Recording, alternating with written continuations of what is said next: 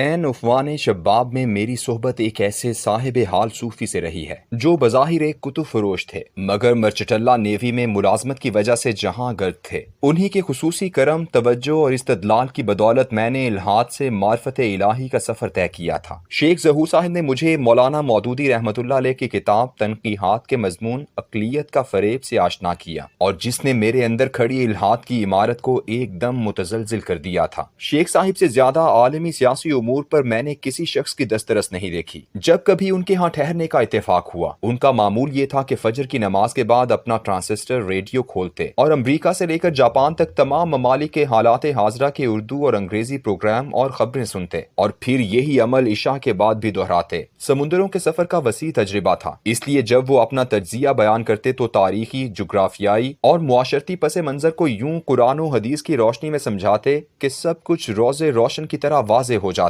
ہر صاحب نظر کی طرح انہیں علامہ اقبال رحمۃ اللہ علیہ کی شاعری سے عشق تھا، اس لیے گفتگو سمیٹنے کے لیے وہ اقبال کا ایک شعر پڑھتے اور مطلب واضح ہو جاتا۔ اقبال کی نظم ابلیس کی مجلس شورا کی جو تشریح میں نے ان سے سنی ہے وہ آج تک میرے ذہن پر نقش ہے اور موجودہ دور کے تمام سیاسی حالات اور انقلابات کو سمجھنے کے لیے ہمیشہ مشعل راہ بنتی رہتی ہے۔ ان کے نزدیک نظم میں ابلیس دراصل برطانیہ ہے اور اس کی مجلس شورا میں وہ تمام اہم مشیر شامل ہیں جو دنیا بھر کے ممالک میں اسی کی خفیہ مشن پر مامور ہیں۔ نظم کی فضا ایسی ہے جیسے برطانیہ کی طاقتور خفیہ ایجنسی MI6 کا اجلاس ہو رہا ہو اور آئندہ کی پالیسی اور اہداف طے ہو رہے ہوں۔ برطانوی MI6 وہ ایجنسی ہے جس نے 1300 سالہ اسلامی خلافت کا خاتمہ کیا، عرب سرزمین پر اسرائیل کا پودا لگایا۔ جنگ عظیم اول کے عین بیچوں بیچ جب روس نے یوکرین فتح کر لیا اور روس کو قسطنطنیہ دینے کے وعدے کا وقت آیا تو کمیونسٹ تحریک کو خفیہ طور پر مسلح دستے بھیج کر نہ صرف زار روس کی عظیم سلطنت کا خاتمہ کروایا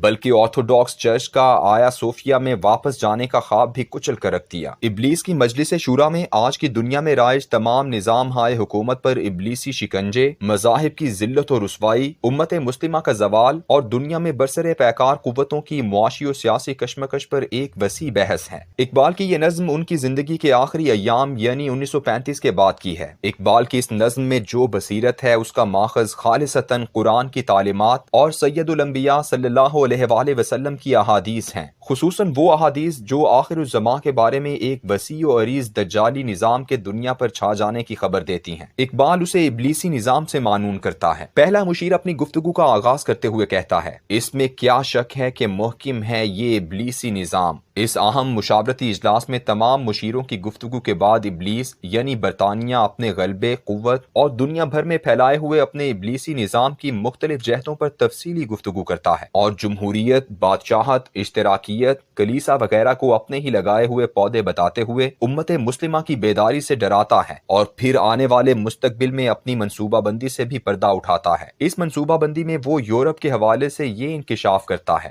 دیکھ لیں گے اپنی آنکھوں سے تماشا شرق و غرب، میں نے جب گرما دیا اقوام یورپ کا لہو۔ احادیث کے خزانے میں دور فتن کے بارے میں جتنی بھی احادیث ملتی ہیں ان میں دجال کی آمد سے پہلے اور بعد جس نظام کا تذکرہ اور خاکہ ملتا ہے اس کا تمام تر ظہور جدید دور میں نظر آ رہا ہے، بلکہ یوں لگتا ہے کہ اس آخری سٹیج کے سجنے کی تمام تیاریاں مکمل ہو چکی ہیں اور اب جس بڑے معرکے کے بگل بجنے کا انتظار تھا وہ یوکرین پر روس کے حملے سے بچ چکا ہے۔ اسی ملحمۃ الکبریٰ کے آخری مرحلے میں دجال اپنی اس قید سے آزاد ہوگا جس کا ذکر تمیم داری والی مشہور حدیث میں ملتا ہے کہ وہ ایک جزیرے میں قید ہے۔ گزشتہ 10 سالوں میں جب بھی یورپ اور برطانیہ کے شہروں میں جانے کا اتفاق ہوا تو پاکستانی کمیونٹی سے اس موضوع پر گفتگو کرتے ہوئے جب احادیث کے مطابق ملحمۃ الکبریٰ اور یورپ کے طول و عرض میں اس کے پھیل جانے کا تذکرہ کرتا تو لوگ میرے گریبان کو آ جاتے، کہتے یورپ صلیبی جنگوں سے لے کر جنگ عظیم اول اور دوئم تک بہت تباہی دیکھ چکا ہے، اب یہاں کوئی جنگ کا نام نہیں لے سکتا، یہ جنگ تو صرف آپ جیسے جاہل مسلمانوں کے دماغ کا فطور ہے،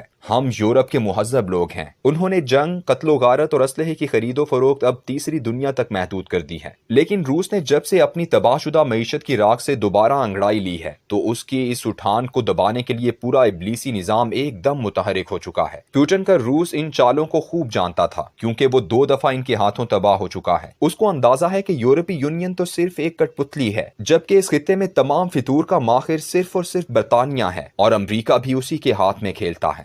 روسی خوب جانتے ہیں کہ زار روس کی تباہی، وہاں اشتراکی نظام کا نفاذ اور پھر 75 سال بعد اس نظام کے زوال میں صرف ایک ہی گروہ کی منصوبہ بندی اور چال بازی شامل رہی ہے، اور وہ ہے صہیونیت، جس کا مرکز و منبع برطانیہ ہے۔ مگر روس کے یہودی اس کا ہر اول دستہ تھے۔ سودی نظام کا آغاز 1694 میں بینک آف انگلینڈ کے چارٹر سے ہوا۔ برطانوی روتھ شیلڈ خاندان کا شکنجہ وہاں اس قدر مضبوط تھا کہ اسرائیل کے قیام کا بیلفور ڈیکلریشن دراصل ایک خط ہے جو اسی خاندان کو لکھا گیا۔ جنگ عظیم اول میں یہ برطانیہ ہی تھا جس نے اس وقت اشتراکی تحریک کی مدد کر کے زار روس کی سلطنت کو تباہ کیا۔ اسی برطانیہ میں ہی سوویت یونین کے معاشی زوال اور ابتری کی داستان ترتیب دی گئی۔ دہشت گردی کے خلاف جنگ کے 20 سالوں میں روس کے مضبوط ترین قلعوں کو برطانیہ نے ہی مسمار کیا۔ پہلے اسے عراق سے بے دخل کیا گیا اور پھر شام میں اس کے واحد سمندری راستے پر جنگ مسلط کر دی گئی۔ جس دن 2014 میں یوکرین میں روس نواز حکومت کو عوامی بیداری کے اپنے ہتھ کنڈے سے ہٹایا گیا،